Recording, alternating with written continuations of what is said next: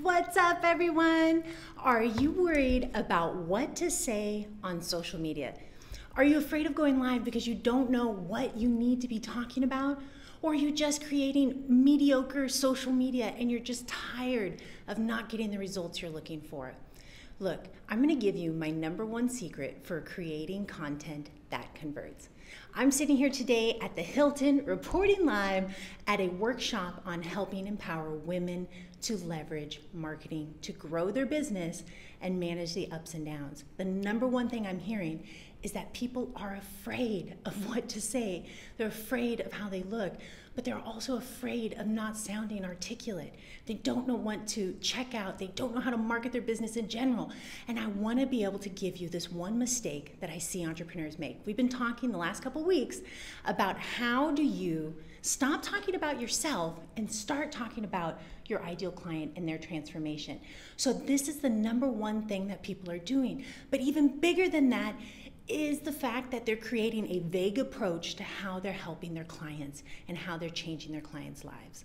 Look, right now I need you to let it sink in, and if you don't get it, watch my last 2 on Donald Miller, Building a Story Brand, and how you position yourself as the guide and make your client the hero and have a very clear call to action of how you're going to help your clients. So in order to do that, you need to be able to say what it is that people want, your ideal client, what do they want? And then what is it that they're challenged with? What are their struggles? So that's how you connect in the intro. But today, my #1 secret in terms of how do you create content that converts is that you then layer in a case study.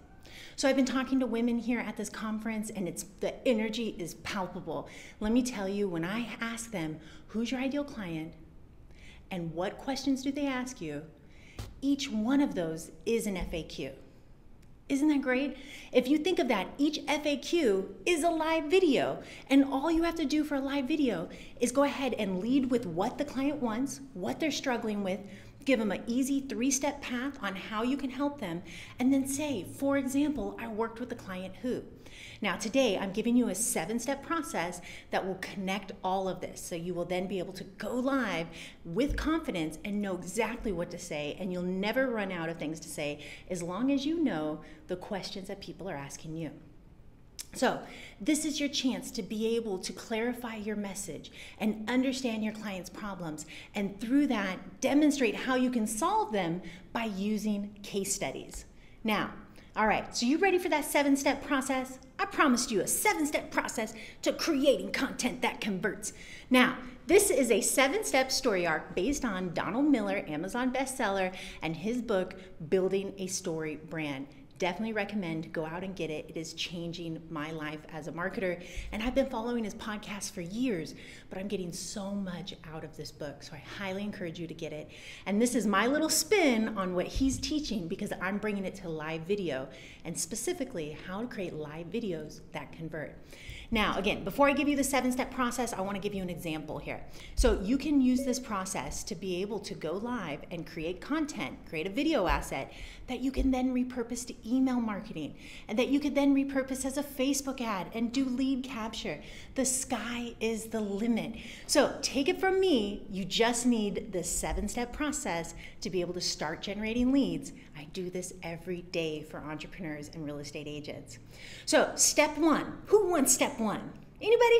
Look, step 1 is you need to define what your client wants. I've said this 3 times already on this broadcast, and I'm going to say it 10 times more. If you don't know who is driving your business, who's your ideal client, and what they actually want, you're going to be stalled out. That's something that you need to figure out even beforehand if you haven't already figured it out. Is, again, figure out who's your ideal client and what it is they actually want. This opens, as Donald Miller says, a story arc. Okay, it opens a story loop that invites the client in. So do you want this? Are you struggling with this? People say, yes, I am. That starts the conversation. The next thing you're going to do is step number 2 is you need to articulate the daily challenges that this type of goal creates in your ideal client's life. So again, I kind of gave the example. Do you want to, let's talk about live video. Do you want to be successful on live video? Do you want to break through the noise and put the gasoline on everything you're doing on social? Do you want to start generating leads? Look, the answer is yes. That's why you're able to generate leads. Now, again, what I did was, do you want this? And then I gave some challenges with it. So step 3 is, in order to get them to take a step, you need to be able to create a compelling call to action, okay? But in order to do that, you have to show that you need to define the mistakes and what has to happen and for the client to be able to take action and direction in their life. So again, you need to be able to help them take action. And then when they met me. So let me give you an example. So again, you say, are you struggling? Do you want this? Are you struggling with this? Then the next step is, well, great. Here, a 3-step process of how you're going to overcome that. And then you finish with, and then when they met me, I was able to help them. This is step 4, okay? Step 4 is now you provide a simple plan on how you were able to help your client. You slip into the client case study, but initiate the initial thing that they wanted. So again, we go back to what they wanted. So you started the broadcast with what they wanted, you gave them the struggles, and then you gave them an easy 3-step process to solve their problem. Then after that, you transition into, well, I once met a client who, and say what they wanted, and then give their challenges, all right? So that's tip number 5. You slip into their challenges, and you talk about an exact client case study that you actually did, and what were their struggles before they met you. All right, then tip number 5 is then now they're able to overcome these challenges by, right? So in able to do that, you talk about how you worked with that client specifically. And then tip number 6, and this was the biggest one, big eye-opening for me in the book, is you need to help them overcome these challenges and become their aspirational self. This is a little, I was just talking about this in a breakout group with some other women, and they were like, aspirational self, hold on, slow down. What does that mean? And Donald Miller gave a great example. If you don't know what this is, ask your client or consider what your client would want their friends to say about them. Yeah. What their friends would say about them, or what they want them to say about them, is who they really want to be.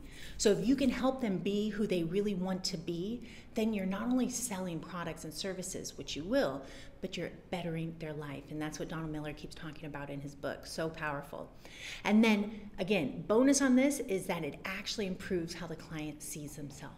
Now, tip number 7, if you're struggling with, okay, you bring it back to the struggle and do a clear call to action. So this is where you would say, if you're struggling with, getting hurt on social media and not knowing what to do, then I want you to be able to give me a call at, right? So again, a very clear call to action on what somebody can do to get involved. This is important. Remember, your client is the hero, you're the guide, and always the hero is looking for a guide to help them win the day. So this is your chance to be able to step up and show what you have to offer and how you're going to better their lives by showing a client case study of how you bettered their life. Is this making sense? All right, so your clients, remember 100 times, your clients want to win the day. This is your chance to show them so that they will see you as the thought leader, all right? So with that, I want you to throw out client testimonials. Okay, maybe you don't need to throw them out, but stop focusing on getting client testimonials and start getting client case studies. So what I described today is you talking about your product or service and about a client case study. But why not interview your client on a client case study and be able to use that instead of a testimonial? Let me give you an example. Instead of somebody says, oh yeah, I love Crystal at 333 Social Media. They're the best. They really helped me when I was down and out. I highly recommend you work with her. Now, you may hear that and feel inspired, you may not. But the reality is, it just kind of falls flat. But instead, if you heard a client case study, say on video, wow, I wanted to work with Crystal because when I met her, her energy was through the roof, and she helped me believe that it was possible to make a splash on social media and generate leads. But I was overwhelmed and stressed out and didn't know what to do and where to turn, and nothing was working. But then when I met her, she was able to help me specifically decide who was driving my business, what were their needs and challenges, and be able to set me up for success with a strategy, coaching, and know how to use the technology to go live. And now I'm able to generate at least one lead every single week when I go live and live an incredible life and build up this life. And I'm going to Hawaii next month. And I thank you so much, Crystal. Now, in that case, that is going to be a much more compelling case study that's going to create more business. And if you have those client case studies, shoot them horizontally and run a Facebook ad for lead capture. All right, so remember, Donald Miller says everybody wants to change. So how are you going to help your clients change? Think about it. You can do this by using storytelling branding and case studies. So then the sky's the limit.